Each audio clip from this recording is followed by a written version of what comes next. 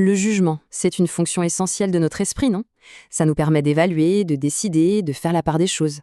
Mais que se passe-t-il quand cet outil si utile se transforme en arme? Quand il ne sert plus à comprendre, mais à disqualifier, à réduire, à humilier, que ce soit les autres ou pire, soi-même. C'est ce qu'on va explorer aujourd'hui, la violence du jugement, mais vue sous un angle psychiatrique. Alors, voici le programme. D'abord, on va essayer de voir où se situe la frontière, la ligne de partage entre un jugement sain et un jugement qui devient violent.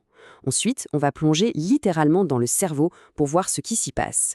Puis, on verra comment tout ça se manifeste dans certaines pathologies, comment la société s'en mêle aussi, et surtout, on terminera sur les pistes pour en guérir. Allez, on commence par le commencement. Un jugement sain, au fond, c'est un outil de discernement. Mais la vraie question, c'est à quel moment ça bascule? Quand est-ce que ça devient une attaque? Et vous allez voir, la différence, elle est vraiment fondamentale. D'un côté, on a le jugement sain. Imaginez-le comme un compas, un outil flexible. Il est nuancé, il prend en compte le contexte.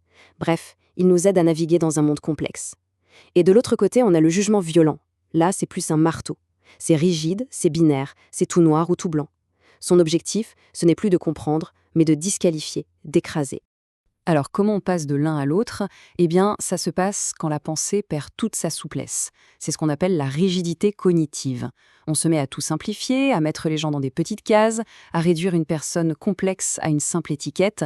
C'est assez parlant pour ceux qui connaissent un peu la psychanalyse. Ça fait penser au surmoi de Freud, vous savez, cette petite voix morale à l'intérieur de nous, qui, au lieu d'être un guide, devient un vrai persécuteur. D'accord, mais concrètement, comment cette rigidité s'installe dans notre cerveau? C'est le moment de mettre la blouse blanche et de plonger au cœur de la neurobiologie du jugement. Alors, pour former un jugement, notre cerveau, c'est une vraie fourmilière. Il y a tout un réseau qui s'active. On a le cortex préfrontal dorsolatéral, lui, c'est le logicien du groupe. On a le ventromédian, qui est là pour ajouter la touche d'émotion à la décision. Et puis, il y a les réseaux de mentalisation, qui sont un peu les empathiques, ceux qui essaient de deviner ce que les autres pensent. Un vrai travail d'équipe, je vous dis. Mais attention, quand le jugement devient vraiment dur, moralisateur, ce n'est plus la même équipe qui joue. C'est un autre circuit qui prend le relais. L'amygdale, notre système d'alarme interne, se met à clignoter dans tous les sens. L'insula antérieure, la zone du dégo, s'enflamme.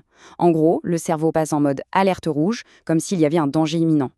Et c'est cette surchauffe, surtout de l'amygdale, qui nous pousse à des jugements à l'emporte-pièce, rapides, binaires, sans aucune place pour la nuance. Et le stress chronique, c'est un peu comme de l'huile sur le feu. Il vient affaiblir notre centre de contrôle, ce fameux cortex préfrontal. Imaginez que les freins de votre cerveau lâchent. Eh bien, c'est le système limbique, le cockpit de nos émotions, qui prend les commandes en roue libre. Résultat, le jugement devient impulsif, binaire, tout noir ou tout blanc.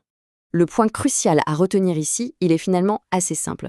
Plus on a du mal à réguler nos émotions, plus notre jugement devient tranchant, comme une lame. Bon, on a vu ce qui se passe sous le capot, dans le cerveau. Maintenant, voyons comment ces mécanismes se manifestent concrètement dans certains profils psychologiques. Prenons la personnalité borderline, par exemple. Là, on a un mécanisme très particulier qui s'appelle le clivage. C'est simple. Le jugement, c'est les montagnes russes. Une personne est soit portée au nu, idéalisée, soit traînée dans la boue, complètement dévalorisée. Il n'y a aucun entre-deux. Toute la complexité, toute la nuance de l'être humain, pouf, disparue. Passons au profil narcissique. Ici, le jugement sévère des autres, c'est avant tout un mécanisme de défense, un bouclier.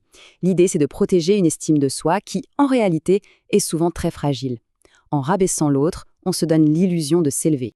Et puis, il y a la personnalité paranoïaque. Là, c'est encore autre chose.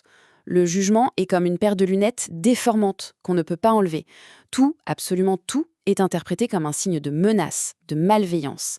C'est une lecture systématiquement hostile du monde. Mais cette violence, elle ne vise pas toujours les autres. Parfois, l'arme se retourne contre soi-même. C'est ce qu'on voit de façon tragique dans la dépression majeure. L'auto-jugement devient totalitaire.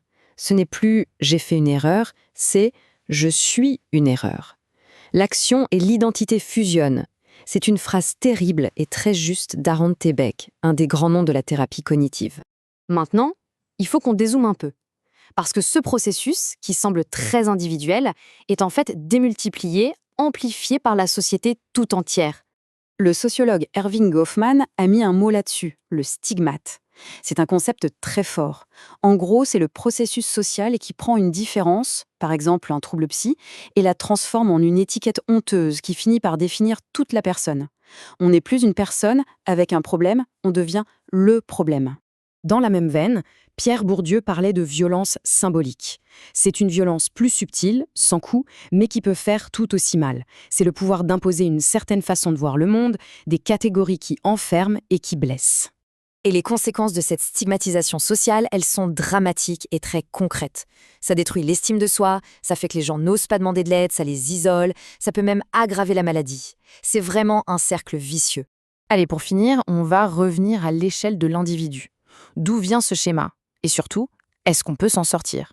Eh bien, souvent, les racines sont à chercher dans l'enfance. Un environnement familial très critique, humiliant, un sentiment d'insécurité permanent, des traumatismes. Tout ça, ça peut littéralement programmer le cerveau pour qu'il soit en mode hypervigilance et qu'il développe ce jugement sévère. Le jugement violent, au fond, devient une stratégie de survie. Une anticipation, c'est ce bouclier qu'on se forge pour se protéger, qui se résume souvent à une seule idée : je juge avant d'être jugé. Frapper le premier pour ne jamais être la cible.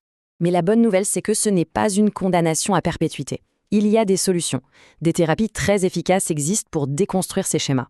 Les TCC, par exemple, aident à repérer ces pensées automatiques et à les corriger. La thérapie basée sur la mentalisation, elle, réapprend à voir la complexité, chez soi et chez les autres. On peut vraiment sortir de ce cycle. Alors, après tout ce parcours, du fin fond de nos neurones jusqu'à l'impact sur la société, qu'est-ce qu'on doit vraiment retenir de tout ça ? En fait, le jugement devient violent au moment précis où il perd sa nuance et sa souplesse, où il devient une machine à simplifier. Comprendre d'où ça vient, c'est déjà commencer à le transformer. Parce que le but ultime du jugement, ce n'est pas d'exclure, c'est de discerner. Et le vrai discernement, eh bien, ça demande 3 choses.